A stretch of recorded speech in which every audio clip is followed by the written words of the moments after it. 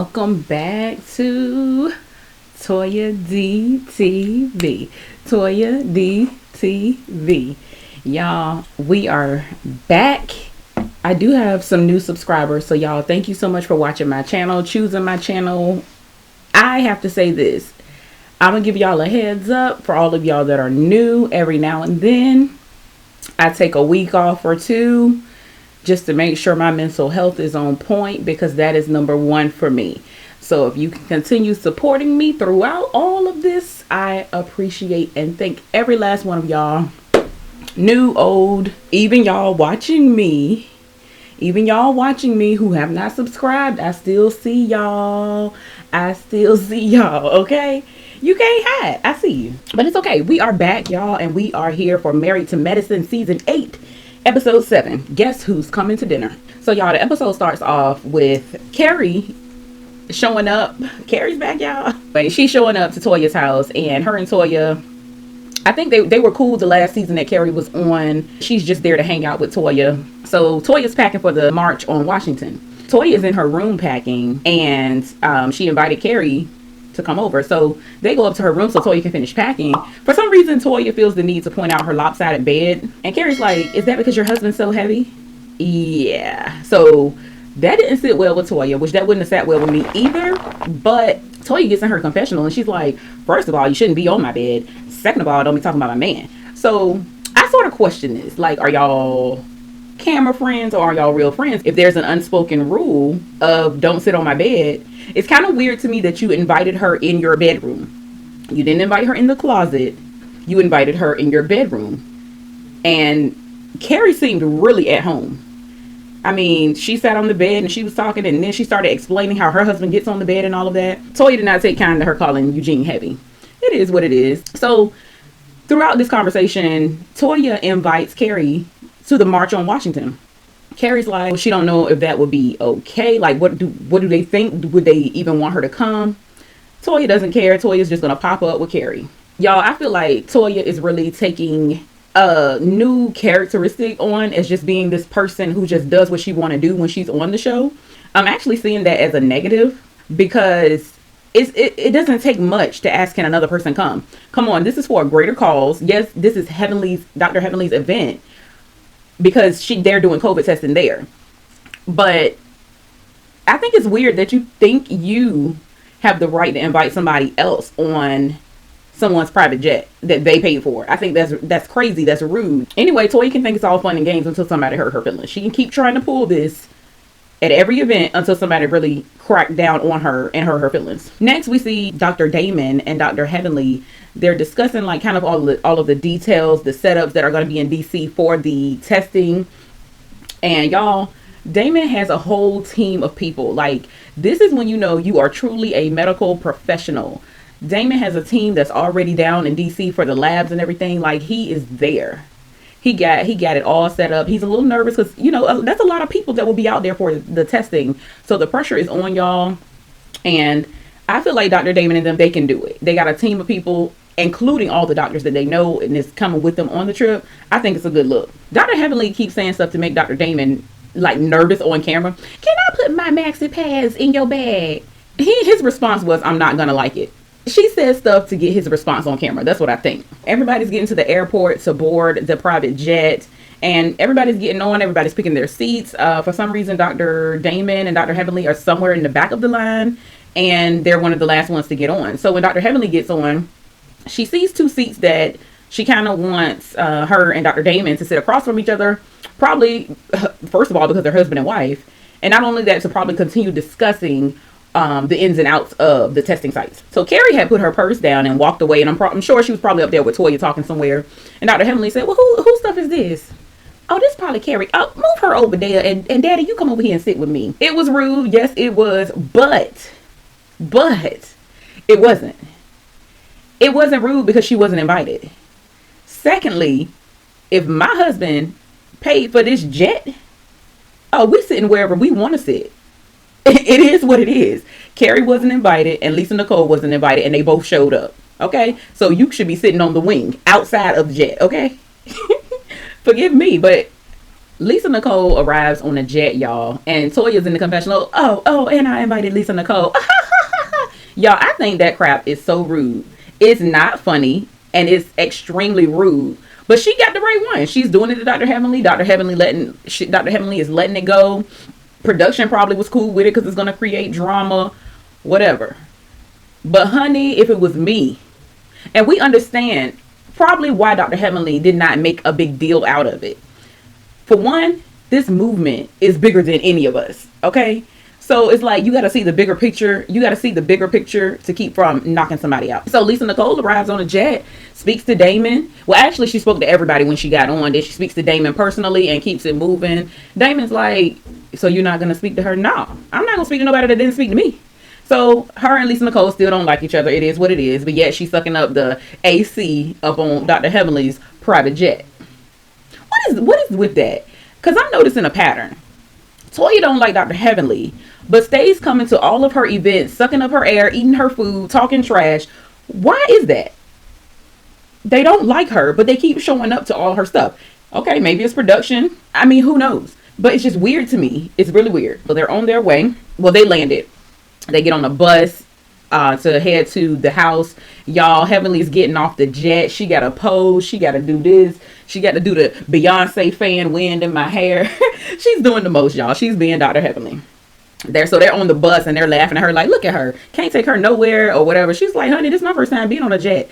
That actually shocked me. She was like, so you gotta floss a little bit. That shocked me that was her first time being on a jet. So when they get on the bus, when Dr. Heavenly gets done with her whole video photo shoot session, her me time on everybody else's time, she lets everybody know once she gets on the bus that we got dinner plans set up for 7 p.m. Do not be late. Al Sharpton and Ben Crump are coming to have dinner with us. They are very important. Do not be late. Do not be rude. He has a short amount of time that he can be with us, so make sure you're on time. She mentions that to them. Then she also tells everybody, okay, so being that it's my trip, we got the best room. All right, so outside of the room for me, we're going to do a trivia game so that everybody else can see what rooms they have. So they do the trivia games. Eugene is helping Toya. Got 2 of the answers right. Jackie got 1 of the answers right. As far as I know, nobody else got anything. The rules to the game got a little confusing, or Dr. Heavenly didn't remember what rule she said, but whatever it was, the room thing got mixed up crazy. Toya was like, no, we got the blue room because we guessed the first 2 questions right. And Dr. Heavenly, well, you know what? Forget the whole thing. I'm gonna put you where I want you to be. So she's getting frustrated. Y'all, why we got to do this every show about these rooms? I don't understand. They arrive at the house that they're going to be staying at. So this whole trip, I was just kind of like, I wonder why Quad didn't come. I miss Quad on this episode, y'all. I miss Quad.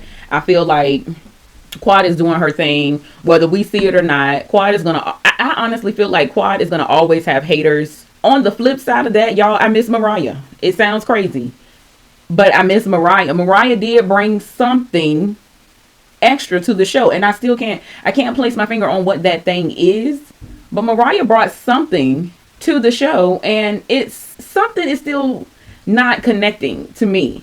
This season still does not feel like the past seasons. So everybody's there at the house. They love the way the house look on the outside. They thank Heavenly for putting together and having them in such a beautiful home. And at this point, they're showing us everybody getting dressed for the dinner with Al Sharpton and Ben Crump, okay? So everybody's getting dressed. Everybody's getting ready. Simone comes down. She's ready. She's looking like one of the best church ushers you ever did see, honey. Got her black and white on, skirt below the knee. Honey, she's looking like a good old usher, okay? So Cecil come down. He in every color. He's in light pink and ivory, and I think it's a little bit of blue or something mixed in there. But Cecil does it to the T every time. And Simone is just like, yeah, I'm mediocre. Like, she's just basic, okay? Let me not say that. Y'all remember what happened when Simone said that her sex was basic with Cecil. Toya went ballistic, okay? And then blamed it on birth control. Y'all remember that? I'm sure y'all do. So, y'all, everybody is downstairs except Dr. Contessa and Dr. Scott. So, anyway, they're downstairs. Al Sharpton come in. I gotta say this, y'all. They were on their professional A game. Simone answered that door like, honey, she answered that door. She was straight in professional mode, okay? I'm not mad at her. Dr. Heavenly was, you could tell Dr. Heavenly was nervous. She was just excited. She was These were professionals meeting another professional. You know what I'm saying? They were in awe that he was actually there. So so he's meeting everybody. They're outside at this point, all beginning to sit down for the dinner. And if y'all hear anything knocking, banging or something, construction is going on. Sorry about that. Al Sharpton sees Cecil's suit and he's like, oh, I like that sea sucker jacket you got on. And I'm like, it's a compliment, but what does it mean? Sea sucker jacket. Sea sucker jacket? Y'all, I've never heard of it in my life, but it was a compliment. He said he liked the jacket. So that's what's up. We see a transition into the house because Scott and Contessa are still getting ready. If you ask me, they were already ready. At this point, we see them at 7:03. Dinner started at 7 o'clock. Contessa had the nerve to say, you think we can go for one more round? Here's where I have a problem. This is a stereotype, but I cannot stand when we measure up to it. I cannot stand it, especially when cameras are on you. What I have a problem with is when this is being aired on national TV and we already know there's a stereotype against us. So they come down. They didn't tell us what time they came down. I'm going to assume it wasn't that much later. But when they come down, they're looking stupid in the face, which they should be, because everybody is seated except them. They look real tense walking in like, oh God, it's just us not here. Yeah. So they sit down, they introduce themselves, and he just kind of said, you know what, 57 years ago, we didn't see black doctors. In fact, 57 years ago, we didn't even have access to medical school to become doctors. So it's amazing to see all of these black doctors sitting at this table. And that is the truth. Like, we have come a long way, y'all. We really have. And that's why I love watching them. I just hate when they do ignorant stuff. They're human just like anybody else. But when them cameras are there, you got to be on the up and up. That's all to it. Dr. Heavenly says she wants to go check on the food because Al Sharpton didn't have that long to be there and he wasn't going to eat. So at this point, he's gone. Dr. Heavenly and Simone go to check on the food. But Dr. Heavenly tells us, you know, we don't cook. We're doctors. Quad cooks, but she's out there somewhere in Mexico showing off her booty. I'm going to need Dr. Heavenly to stop commenting on Quad. Quad looks good. I don't care if Quad had a surgery or not. I don't care if Quad is single or not, banging or not. Quad is living her life. Quad is single and she doing what she want to do. Why are you so concerned with that, Dr. Heavenly? So the fact that you can sit up on TV and say something about somebody that decided to take a vacation and she's in her bathing suit, thong, bikini, whatever it was, that, so what? It's later on in the day and Ben Crump has now arrived. And y'all, for y'all who don't know, he does represent a lot of the names we remember that started Black Lives Matter movement, like Jacob Blake Jr., George Floyd, Breonna Taylor. He represents them, y'all. So Eugene asked him, what would you like to see in police reform, or where do you see it going? His response was exactly what we need: accountability and transparency. If something happens and police is at fault, they are at fault. If something happens, we need to know what happened, and they still need to be held accountable. Just because you say it was a mistake does not mean you are above the law. Just because if it happened to really be a mistake, you still have to pay the consequences of taking someone's life. If we can't do it as citizens, they shouldn't be able to do it as policemen because they're supposed to be trained. We need to know the full story of what happened without all this seem like they're trying to keep details away. No, it need to be transparency and they need to be held accountable regardless. And then they mentioned that, you know, y'all are ER doctors and I'm sure y'all have had racist moments. So y'all, Eugene says that he has encountered a racist patient. When he asked him what type of illnesses did he have, this man thought it was okay to say that he had everything in this world except a baby. This is where you almost have to dehumanize yourself to do what your job entitles you to do.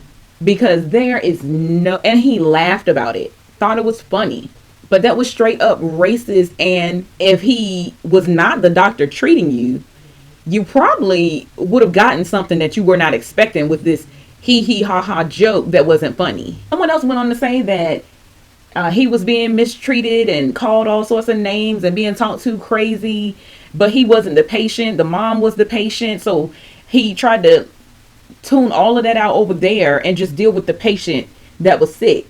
And after he fixed what was going on with the patient, the person over there eventually came around and was like, I apologize, I'm sorry. How do you be racist when somebody just saved your life? How? Like Contessa said, I don't want her to treat me. I don't want her to touch me. Did you wash your hands? So you would rather die, is what you're saying. You would rather die than to be touched by a black person. Is that what you're saying? Like, y'all, I would have a whole problem continuing my job to an ungrateful, racist, indignant person. I would have a serious problem with that. More power to them, y'all. Everybody's not built to be doctors, and the ones that are, that we see, I feel like they are doing a good job at it. Like, y'all, racism in America is real. It's still happening. I remember I had someone ask me, why do you feel that way? And I looked at her, you do not have enough time for me to sit down and explain this entire thing to you. You do not have enough time. Because y'all, for some people, it goes, whoop, they have no clue. So they get a little break. Everybody is calling in, checking in with their family, checking in on the kids. And it's morning time. So we see Cecil and Curtis. They're outside playing basketball and they got jokes and everything. So Toya, Eugene, Anila, and Curran, they go and they play tennis. So after that, then the doctors, they all head out to the testing site where they're going to be doing COVID testing. So somehow Contessa forgot that she had a conference with Layla's teacher. And she called and tried to set it straight, tried to get everything situated. But it turns out Layla feel like she runs the house when mommy and daddy's not there. She doesn't want to do her work. She's talking back. She's saying what she doesn't want to do and all of this. So this is a child just acting out because they can, right? That's what it looks like. So she tells her, Layla, you are to listen to her. You are not to tell her what you don't want to do. You can't do that. You don't have that right to say what you don't want to do. You get in there, you do what she tells you to do, and you do your homework. For some reason, Scott feels like this kids being at home for school is just too difficult. They need to do full homeschool, and Contessa needs to do it. He feels like at least you'll be able to control the narrative. You'll be able to grade their work. You will be able to sort of walk them through this more easily than a teacher having to grade their work and they are not participating and doing what they need to do in class. At least you'll get to control the narrative. And Contessa feels like, no, they need to do what they're supposed to do. And we are not supposed to make it easier for them by putting everything on us, being able to suddenly be full at home students. Like, that's not what you do when your kids start acting out. So they start bickering tit for tat, and Dr. Jackie says that this is a technique from kids that if they get the parents fighting, then the kids will be left alone and they are left to do whatever they want to do after that. I kind of agree with Contessa on that. Just because all of a sudden your kids stop doing what they're supposed to do in school, that doesn't mean take them out of school and try to make things easier for them because they're not doing what they're supposed to do because y'all are not home. No, you make them act right and pay attention in school, do their homework, listen to the teacher, respond, interact in class, all of that. It's just not easy when they're not physically not there. So Contessa in her confessional, her and Scott pretty much said like they're not seeing eye to eye. They're not on the same page and they're not even reading the same book, y'all. Now, can somebody tell me how people like that continuously have crazy, spontaneous sex? I don't understand it. You're in a complete different book, but yet y'all still link up and sex like y'all are on the same page and feeling great about your marriage. Like, it's a little weird to me. If you understand that, can you please put that in the comments to help me understand where she's coming from with that? Because I feel like if your mind is off, everything is off. So the doctors arrive to DC and they meet up with Ebony Riley, which is the DC bureau chief, right? So she's letting them know all the regulations, the guidelines for them being out there. And they are expecting 50,000 people to come and be tested for COVID, y'all. Contessa got nervous and excited at the same time. That is a lot of people to come in contact with to do testing. Even though they're masked up, they're gloved up, they are as safe as they can be possible. It's just one of those things. As doctors, you got to face it head on and do what you got to do for a better cause.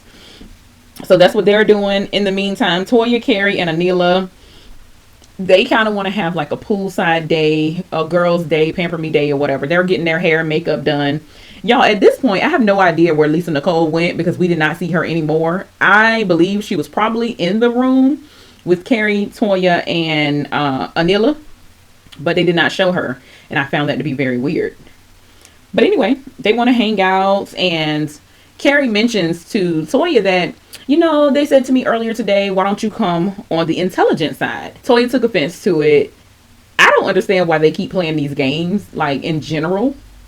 Somebody said come to the intelligent side. I would think you would just laugh and move on with life, like, y'all are stupid, y'all are childish, y'all are whatever you want to call it. But they took it personal. Well, Toya took it personal. Whatever Toya do, Anila's gonna do. They started, so we're not intelligent because we're not doctors. We are MRSs, and that's not good enough. We're not smart enough. It is what it is. It almost seemed like that was a seed. And they planted the seed, and Kari took it back to Toya, and that was the whole purpose, I believe, to stir up some drama.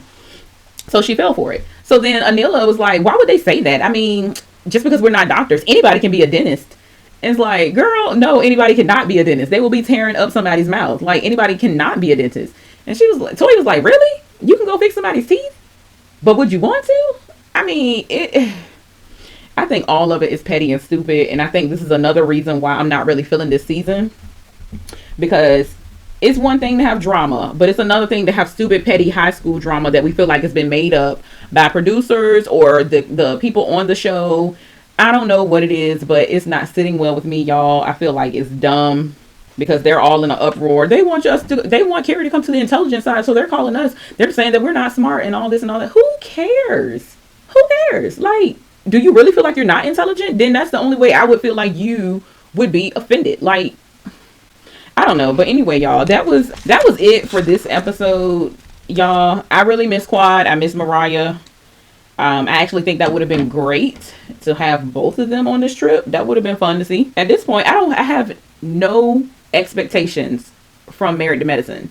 I have no expectations on what to expect, what's to come. I feel like what's to come is going to be stupid made up drama. We like real stuff. We like stuff that is like real life going on. Like, this ain't it, y'all. But anyway, tell me what y'all think about the episode, and I will see y'all in my product review on Friday. Okay, tune in, watch that. Love y'all.